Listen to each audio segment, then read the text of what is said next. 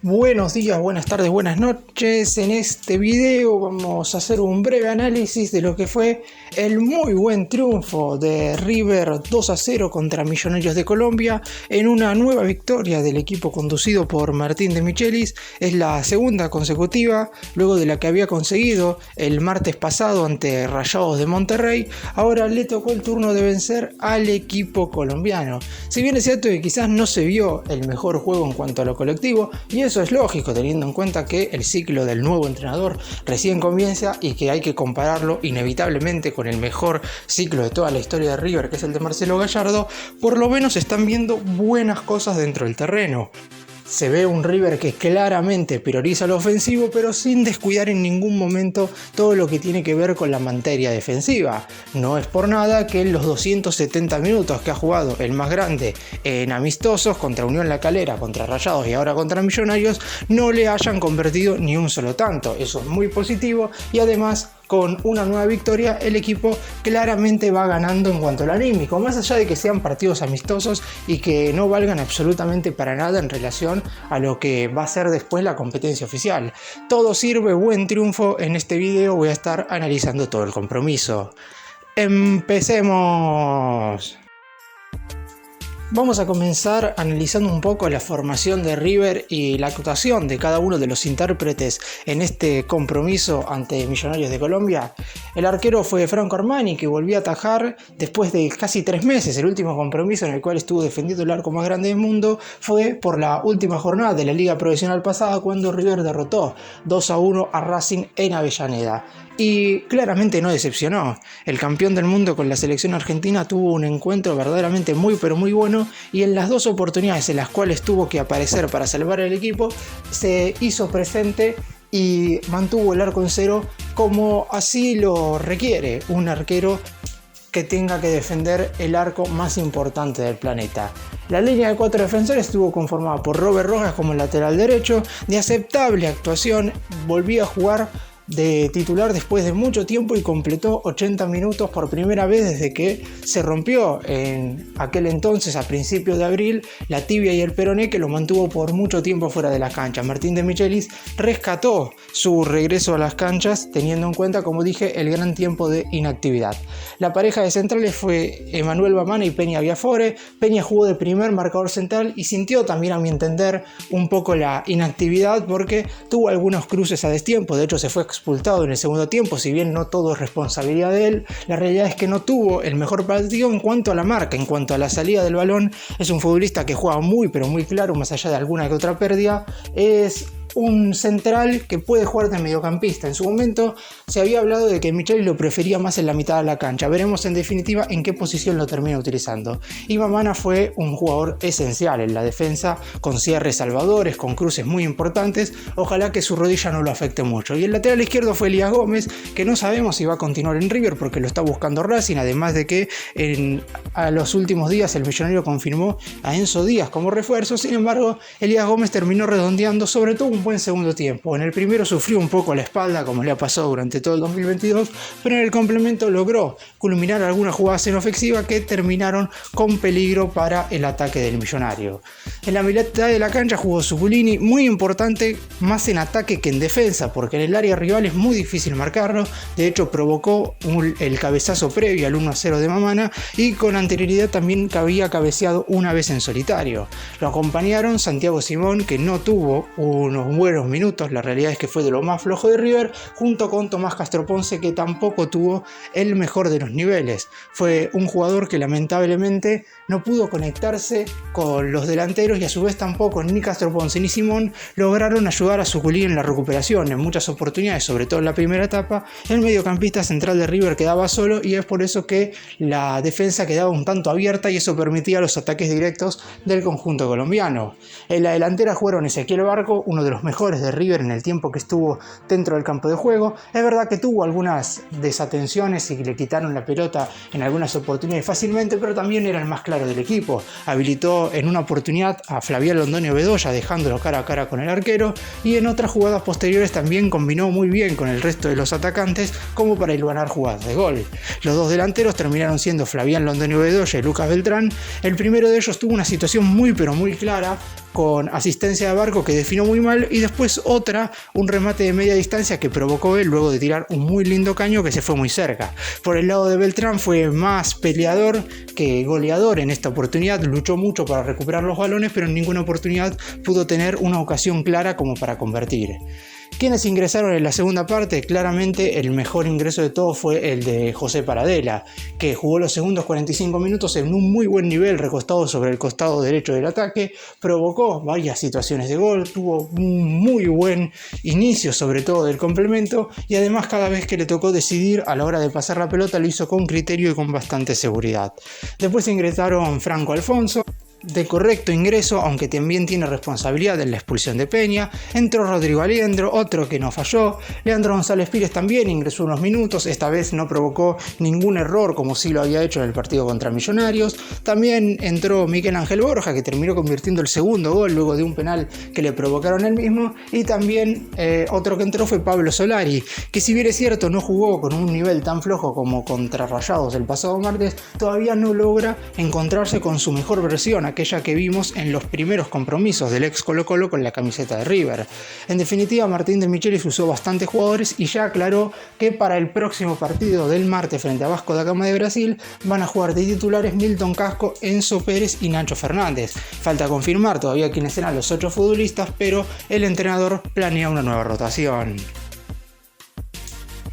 Comenzamos hablando del primer tiempo, donde en definitiva se vio lo más flojo del River de Michelis. Es cierto que tuvo algunas situaciones de gol claras, como fue el remate de media distancia de Londoño, la otra jugada donde el juvenil colombiano define mal luego de un gran pase de Ezequiel Barco, pero también tuvo bastantes errores en la salida, no tanto por propios yerros de River en sí, sino porque Millonarios de Colombia sabía muy bien el momento en el que presionar, y como dije, en ninguna instancia los dos mediocampistas internos de River, ni Simón ni Castro Ponce, participaban de la generación de juego desde atrás, por lo que hacían que Zuculini quedara solo en el medio y los defensores, tanto Peña Afore como Mamana, tuvieran que rechazar la pelota largo o en definitiva que dividirla, y en muchas de esas jugadas divididas la pelota quedaba para los futbolistas del conjunto colombiano que generaban jugadas, y así se provocó quizás la situación más clara del partido a favor del conjunto cafetero. Una muy buena habilitación por el costado izquierdo, rematan, atapa muy bien Armani, que achica de manera perfecta. Luego en el rebote Mamana prácticamente salva la pelota sobre la línea, y después una tercera salvada, esta vez de Elías Gómez, que en ese momento impedía que Millonarios se pusiera arriba en el marcador. Después es cierto que no hubo grandes situaciones de gol, más allá de que el primer tiempo de River no fue bueno en general. La realidad es que Millonarios no se lo llevó puesto en ningún momento, es más, te diría que fue el más grande quien se hizo cargo de la pelota en la mayor parte de esos 45 minutos, pero salvo en las oportunidades en las cuales las tenía Barco, que podía desdoblar a los defensas, que podía abrir la pelota hacia los costados, en ningún otro momento River pudo generar verdaderamente esa concepción de juego como para finalmente poder convertir goles, o por lo menos como para generar situaciones de gol bastante peligrosas para el arquero Álvaro Montero, el guardameta de Millonarios. Es por eso que en ese primer tiempo nos terminamos yendo con un 0-0 verdaderamente justo, porque si bien Millonarios tuvo la más clara, la realidad es que tampoco hizo demasiado como para llevarse el triunfo. Por el lado de River está claro que tenía mucho que mejorar, y sobre todo tenía un problema en la mitad de la cancha, con jugadores que lamentablemente no participaban del circuito ofensivo ni tampoco ayudaban a defender. Si bien es cierto que en el complemento de Michelis realizó algunas modificaciones, no cambió exactamente a los futbolistas en sí, sino el equipo se planteó de otra manera. Ahora voy a estar contando cómo es que lo hizo, pero ya en conferencia de prensa después del partido, ya con el triunfo consumado, el propio DT manifestó que lo que el equipo hizo en el primer tiempo no fue lo más adecuado, que le costaba mucho recuperar el balón, y eso provocaba un bache bastante importante en la mitad de la cancha, y con otro equipo de mayor jerarquía seguramente River hubiera sufrido mucho más. En la segunda parte finalmente vimos otro River. Si bien es verdad que la primera situación de juego fue a favor de Millonarios, un remate del centro delantero Luis Carlos Ruiz, que tapó muy bien abajo a Armani. Las dos veces que llamaron al arquero de River para que aparezca, lo hizo, y con total seguridad y solidez. Claramente y lo dijo De Michelis también en conferencia de prensa después del partido. Aclaro todo lo que dijo De Michelis en conferencia porque me parecen conceptos que hay que tener en cuenta de acá en adelante, porque muchos no conocemos de Michelis como entrenador. Y el director técnico dijo que verdaderamente es un honor que Armani esté defendiendo el arco de River, porque me parece a mí que, si bien todos sabemos lo que significa Armani y todo lo que le ha dado al más grande, hubiera sido un golpe muy pero muy duro que el guardameta se hubiera ido de River por cualquier circunstancia. Porque si bien es cierto, por ejemplo, que se fue Juanfer Quintero, me parece que como el entrenador prácticamente ni lo conoció, no sabemos si efectivamente Michelis tuvo o no algún motivo para que Quintero no siguiera en el club, o simplemente fue todo lo que se menciona, ¿no? Todo lo que tiene que ver con que la economía del país no le permite a River pagarle el dinero a Quintero de la manera que el futbolista pretende, y es por eso que, y acá hago un inciso, Quintero terminó firmando con Junior de Colombia, jugará la Copa Sudamericana. Pero en el caso de Armani, De Michelis tiene prácticamente una devoción por él y quiere que sea el arquero por todos los años en los cuales él está entrenando a River, y por eso hago bastante hincapié en la declaración que hizo el director técnico en conferencia de prensa. Y también hay que tener en cuenta que fue al único que mencionó en su primera conferencia como DT de River. Si bien también mencionó a Zuculini y sus ganas de quedarse en el club, al único jugador que mencionó él como futbolista indispensable para su River fue Franco Armani, y así lo demostró en este partido no oficial y amistoso contra Millonarios. Después de esa tajada, absolutamente todo fue de River. El equipo colombiano no llegó al arco, y el Millonario, en base al ingreso de muy buen ingreso de Paradela y a una muy buena entrada también de Rodrigo Aliendro, empezó a mover más la pelota en la mitad de la cancha y a generar situaciones de gol. Debido a que tanto Paradela como Aliendro estaban involucrados en el inicio de la jugada, algo que ni Simón ni Castro Ponce hicieron en el primer tiempo, eso provocaba que la pelota no fuera perdida tan cerca del arco de River, por lo cual Millonarios dejó de tener absolutamente alguna posibilidad de convertir. El primer tanto llegaría producto de una pelota parada, un muy buen centro cabeceado por Zuculini, buena respuesta también del arquero de Millonarios de Montero, y Mamana en el rebote terminaría marcando el 1-0. Después de eso hubo un tiempo en el cual no hubo situaciones de gol, más allá de un remate de media distancia de Paradela, buenas jugadas combinadas de River ya con el ingreso de Borja, ya con la entrada de Franco Alfonso, ya también estaba Leandro González Pires, pero en definitiva no pasaba mucho. Sí, el control del juego pasaba por los dirigidos por De Michelis. A 10 minutos del final llegaría la expulsión de Peña y Afore luego de una pérdida de Alfonso, y todo parecía indicar que River iba a tener que sufrir esos últimos 10 minutos del partido. Sin embargo, en la siguiente jugada, muy mal parada quedó la defensa de Millonarios, Borja quedó mano a mano con el arquero y el guardameta le cometió penal, y el Colibrí terminó marcando el 2-0 definitivo desde los 12 pasos.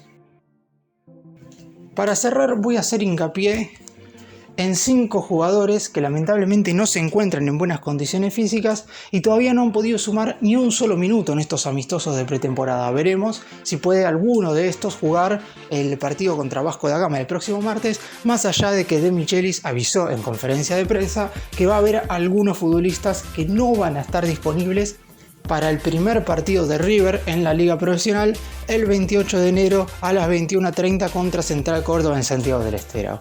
Los 5 jugadores, y tranquilamente todos de ellos podrían ser titulares, más allá de que sabemos que muchos de ellos no lo son, pero sí van a ser seguramente el primer recambio, son Agustín Palavecino, Matías Suárez, Paulo Díaz, Héctor David Martínez y Nicolás de la Cruz. En el caso del último, del uruguayo, se realizó una limpieza en su rodilla luego de disputar el Mundial, esa primera fase de grupos de la Copa del Mundo con Uruguay, y casi con seguridad no va a estar disponible para jugar el primer partido. Lo bueno es que inició la pretemporada ya desde los Estados Unidos, y lo más seguro es que sí esté para la segunda jornada y viene realizando tareas muy pero muy productivas. No vamos a poder verlo en estos amistosos, pero también es cierto que a De la Cruz mucho que probarlo no hay. Si De Michelis considera que es titular, la realidad es que es un jugador que básicamente en los últimos 2-3 años ha rendido con creces con la camiseta de River, por lo que no va a tener ningún problema en volver a jugar ese buen nivel.